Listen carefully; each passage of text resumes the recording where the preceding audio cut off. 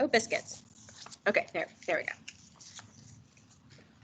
Okay, so I'm starting on in my book, it's page 196. For you guys on the PDF, it's 112. The section starts with qualified teachers were. So we are in Welch now.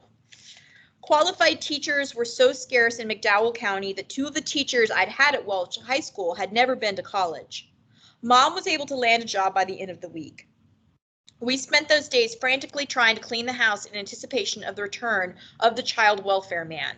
It was a hopeless task, given all the stacks of Mom's junk and the hole in the ceiling and the disgusting yellow bucket in the kitchen. However, for some reason, he never came back. Mom's job was teaching remedial reading in an elementary school in Davie, a coal mining camp 12 miles north of Welch. Since we still had no car, the school's principal arranged for Mom to get a ride with another teacher, Lucy Jo Rose, who had just graduated from Bluefield State College and was so fat she could barely squeeze behind the steering wheel of her brown Dodge Dart. Lucy Jo, whom the principal had more or less ordered to perform the service, took an instant dislike to Mom. She refused to say much during the trip, instead playing Barbara Mandrell tapes and smoking filter-tip cools the entire time. As soon as Mom got out of the car, Lucy made a big show of spraying Mom's seat with Lysol. Mom, for her part, felt that Lucy was just woefully uninformed. When Mom mentioned Jackson Pollock once, Lucy Jo said that she had Polish blood and therefore did not appreciate Mom using derogatory names for Polish people. Mom had the same problems that she'd had in Battle Mountain with organizing her paperwork and disciplining her students. At least one morning a week, she'd throw a tantrum and refuse to go to work, and Lori, Brian, and I would have to get her collected and down to the street where Lucy Jo waited with a scowl, blue smoke chugging up out of the darts rusted through tailpipe. But at least we had money. While I'd been bringing in a little extra cash babysitting, Brian was cutting other people's weeds, and Lori had a paper route. It didn't add up to much. Now Mom got paid about $700 a month, and the first time I saw her gray-green paycheck with a detachable stub and automated signatures, I thought our troubles were over. On paydays, Mom took us kids down to the big bank across from the courthouse to cash the check. After the cashier gave her the money, Mom went into the corner of the bank and stuffed it into a sock she'd safety pinned to her bra. Then we all scurried around to the power company and the water authority and the landlord, paying off our bills with 10s and 20s. The clerks averted their eyes as Mom fished the sock out of her bra, explaining to everyone within earshot that this was her way of making sure she never got pickpocketed. Mom also bought some electric heaters and a refrigerator on layaway, and we'd go to the appliance store and put down a few dollars every month, figuring they'd be ours by wintertime. Mom always had at least one extravagance on layaway, something we really didn't need, a tasseled silk throw or a cut crystal vase, because she said it was the surest way to feel rich was to invest in quality non-essentials. After that, we'd go to the grocery store at the bottom of the hill and stock up on staples such as beans and rice, powdered milk, and canned goods. Mom always bought the dented cans even if they weren't marked down because she said they needed to be loved too. At home, we'd empty Mom's purse onto the sofa bed and count the remaining money. There'd be hundreds of dollars, more than enough to cover our expenses until the end of the month, I thought. But month after month, the money would disappear before the next paycheck arrived, and once more I'd find myself rooting in the garbage at school for food. Toward the end of one month that fall, Mom announced that we had only $1 for dinner. That was enough to buy a gallon of Neapolitan ice cream, which she said was not only delicious, but had lots of calcium and would be good for our bones. We brought the ice cream home, and Brian pulled apart the carton and cut a block into 5 even slices. I called dibs on the first one. Mom told us to savor it because we had no money for dinner the next night. Mom, what happened to it all? I asked as we ate our ice cream slices. Gone, gone, gone, she said. It's all gone. But where? Lori asked. I've got a house full of kids and a husband who soaks up booze like a sponge, Mom said. Making ends meet is harder than you think. It couldn't possibly be that hard, I thought. Other moms did it. I tried quizzing her. Was she spending the money on herself? Was she giving it to Dad? Was Dad stealing it? Or did we go through it quickly? I couldn't get an answer.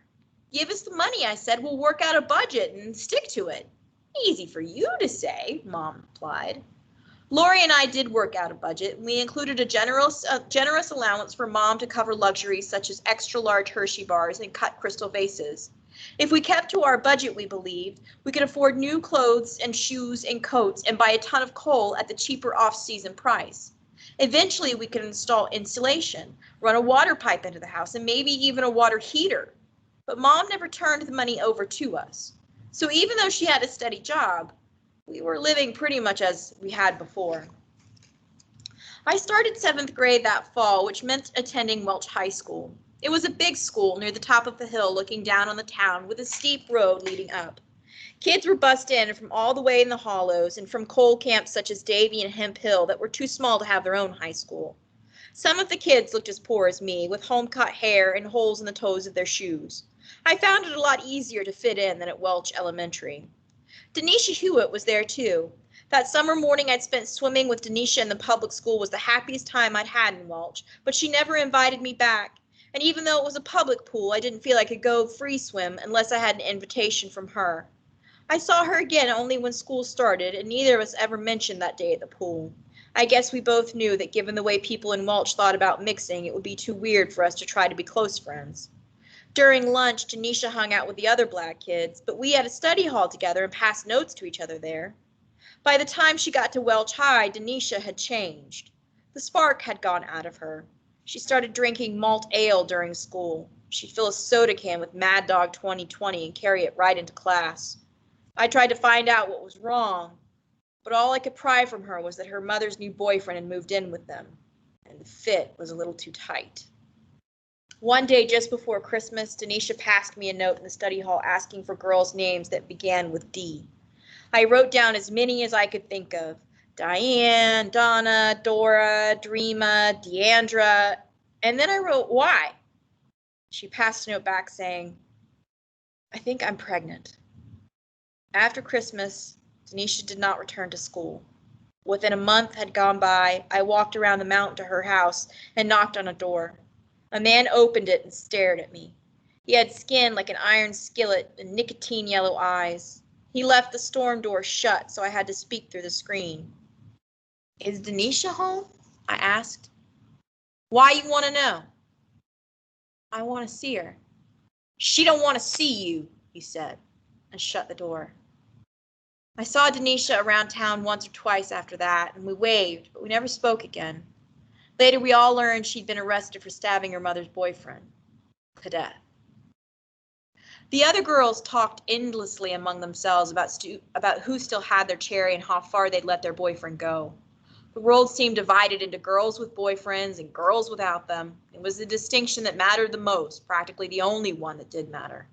But I knew that boys were dangerous. They'd say they loved you. They were always after something. Even though I didn't trust boys, I sure did wish someone showed some interest in me. Kenny Hall, the old guy down the street, was still pining away for me, and he didn't count. If any boy was interested in me, I wondered if they would have the wherewithal to tell him. When he tried to go too far that I was not that kind of girl. But the truth was I didn't need to worry much about fending off advances, seeing how, as Ernie Goad told me on every available occasion, I was pork chop ugly. And by that he meant I was so ugly that if I wanted a dog to play with me, I'd have to tie a pork chop around my neck. I had what Mom called distinctive looks, and that was one way of putting it. I was nearly 6 feet tall, pale as a frog's underbelly, and had bright red hair. My elbows were like flying wedges and my knees like tea saucers. But my most prominent feature, my worst, was my teeth. They weren't rotten or crooked. In fact, they were big, healthy things, but they stuck straight out. The top row thrust forward so enthusiastically that I had trouble closing my mouth completely, and I always was stretching my upper lip to try to cover them. When I laughed, I put my hand over my mouth. Lori told me I had an exaggerated view of how bad my teeth looked. They're just a little bucked, she'd say. They'd have a certain Pippi Longstocking charm. Mom told me my overbite gave my face character. Brian said they'd come in handy if I ever needed to eat an apple through a knothole in the fence. What I needed, I knew, was braces. And every time I looked in the mirror, I longed for what the other kid called the barbed wire mouth.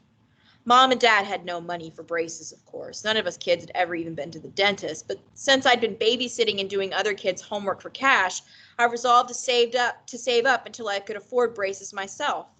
I had no idea how much they cost, so I approached the only girl in class who wore braces, and after complimenting her orthodontia, I casually asked how much it had set her folks back.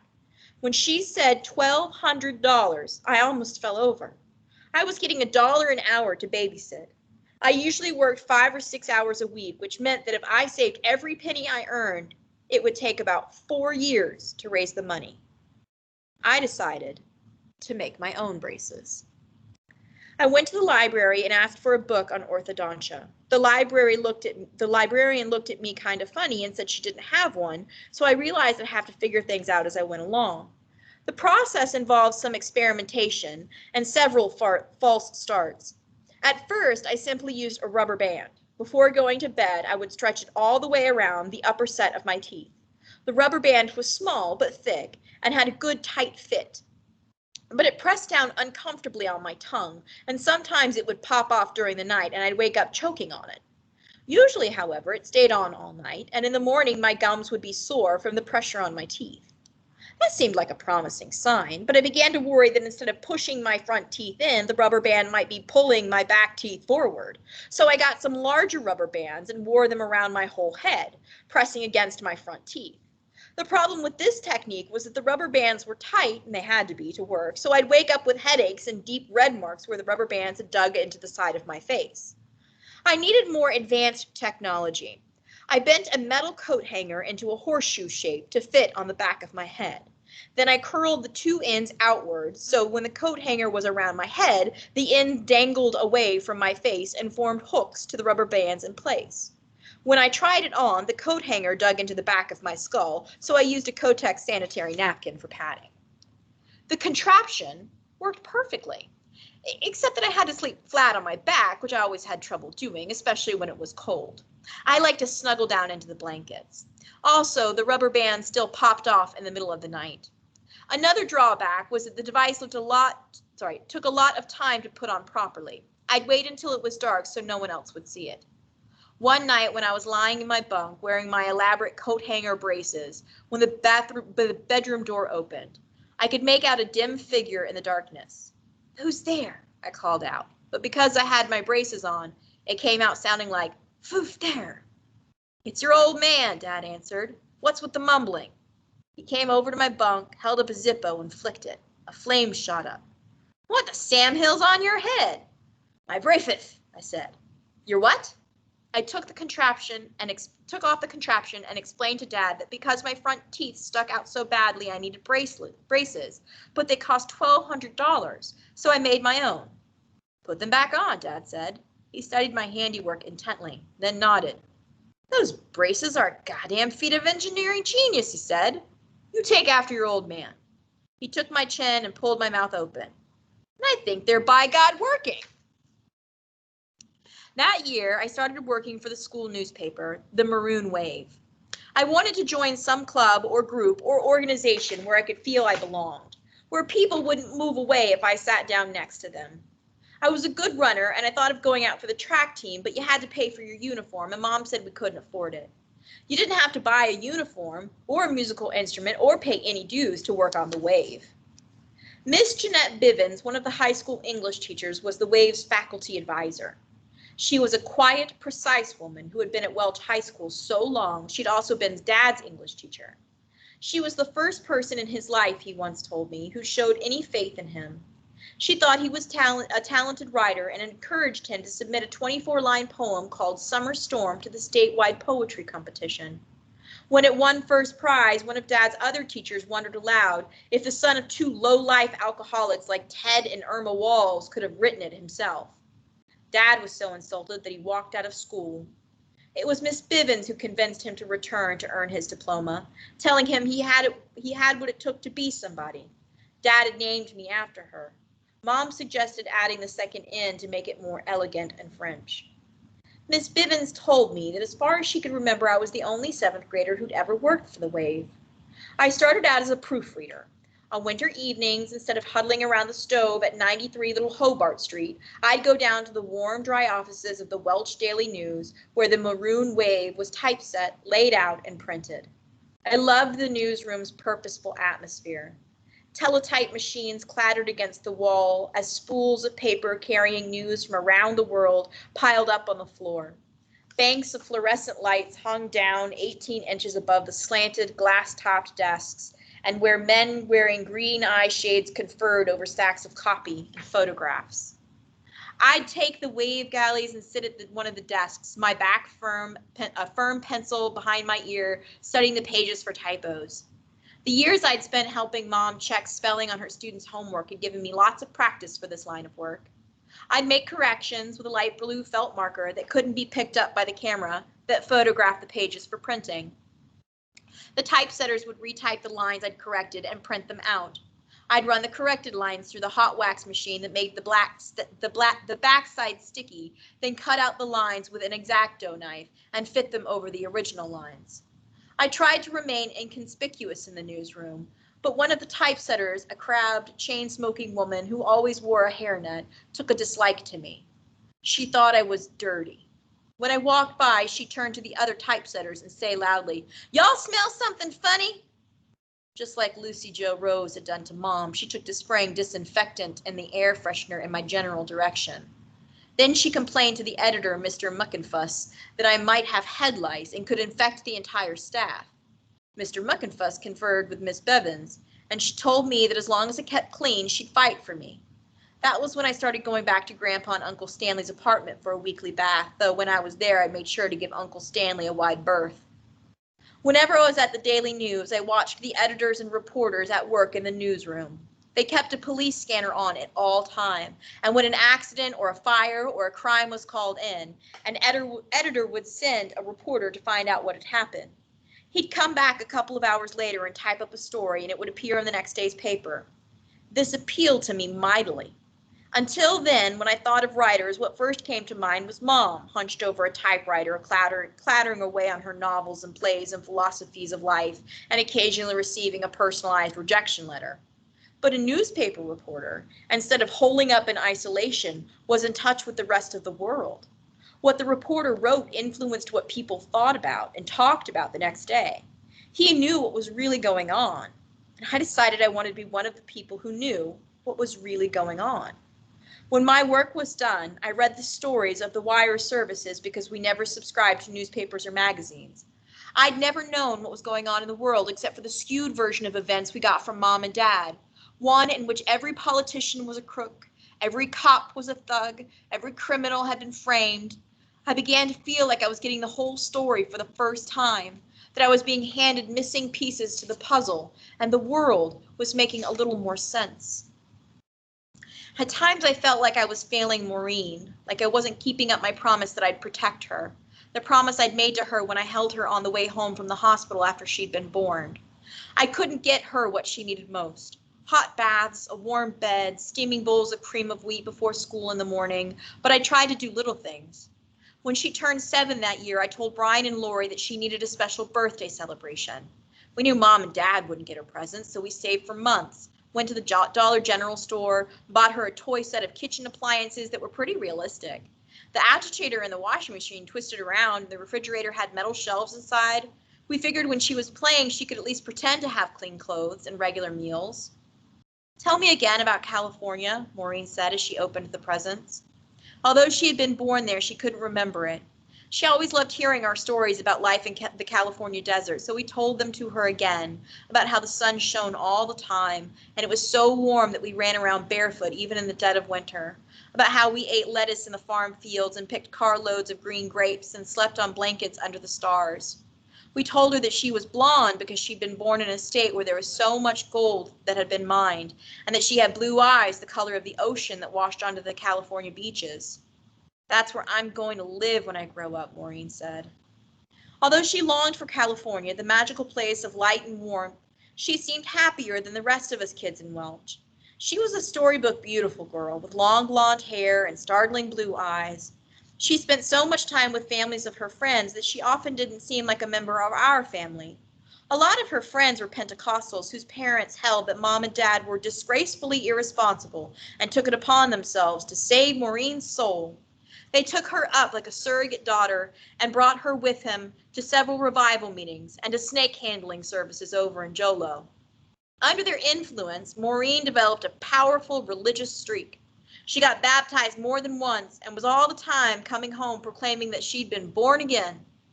Once she insisted that the devil had taken form of a hoop snake with its tail in its mouth and had rolled after her down the mountains, hissing that it would claim her soul.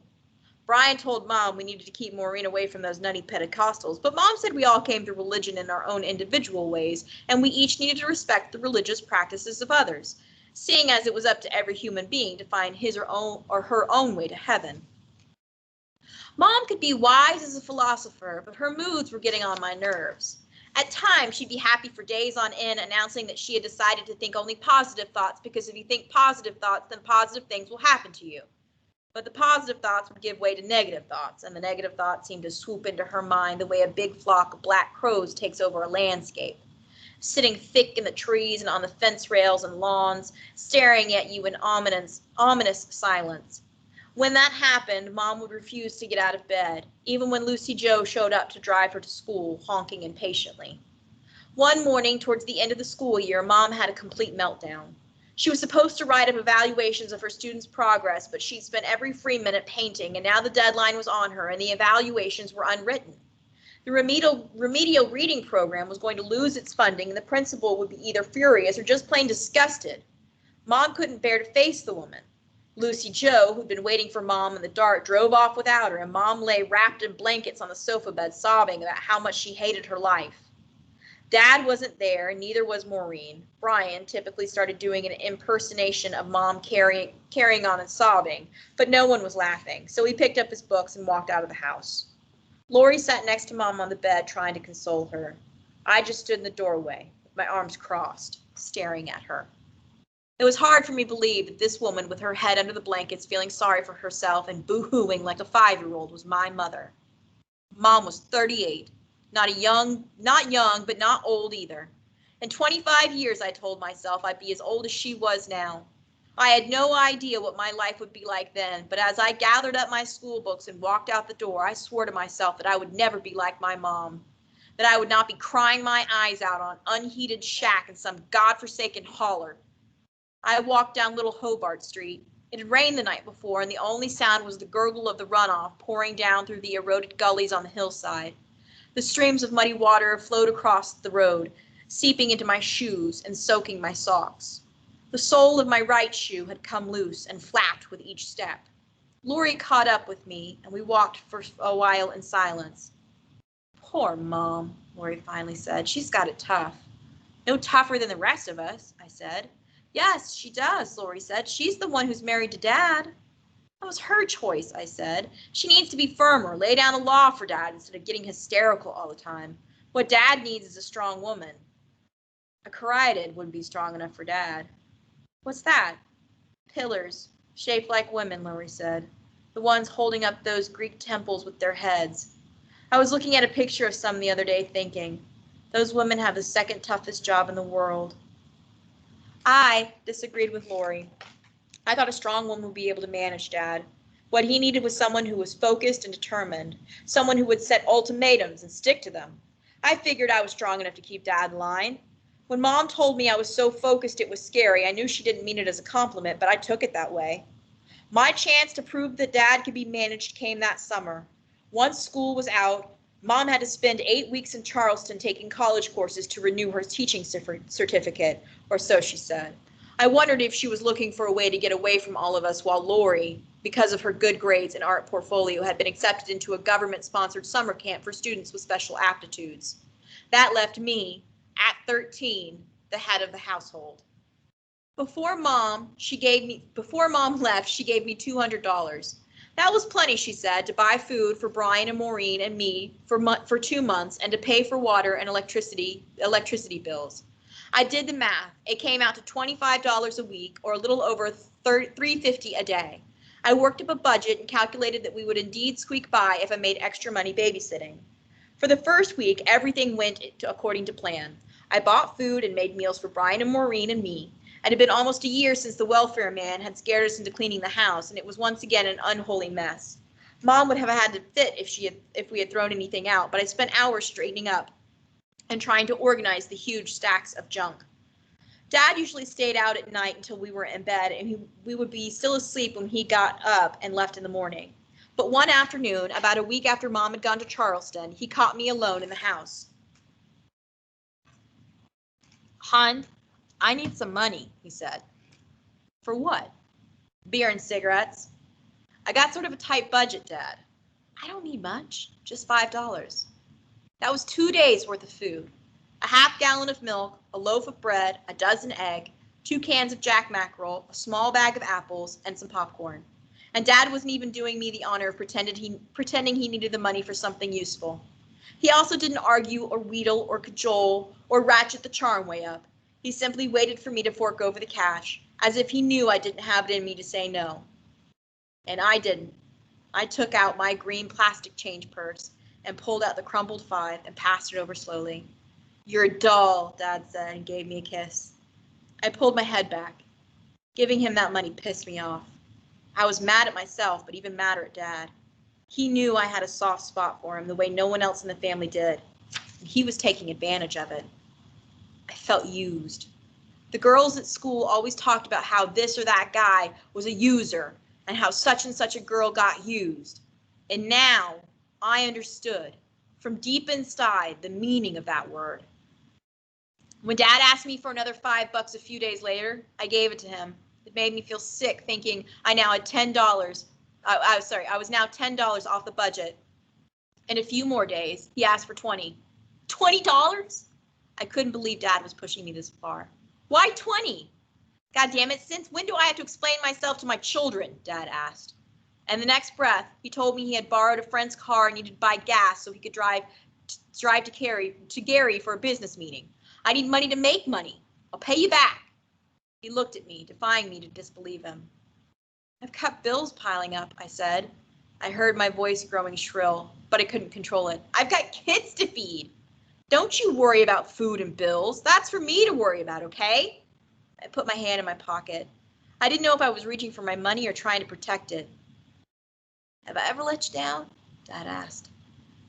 I'd heard that question at least 200 times, and I'd always answered it the way I knew he wanted me to, because I thought it was my faith in Dad that had kept him going all those years. And I was about to tell him the truth for the first time, about to let him know that he'd let us all down plenty, but then I stopped. I couldn't do it. Dad, meanwhile, was saying he was not asking me for the money. He was telling me to give it to him. He needed it. Dad, did I think he was a liar when he said that he'd give it back to me? I gave him the $20. All right, so I'm going to stop reading there. So if you've got any general questions for me as far as writing, you can pop them in the chat. Hang on, let me stop this recording. Stop recording.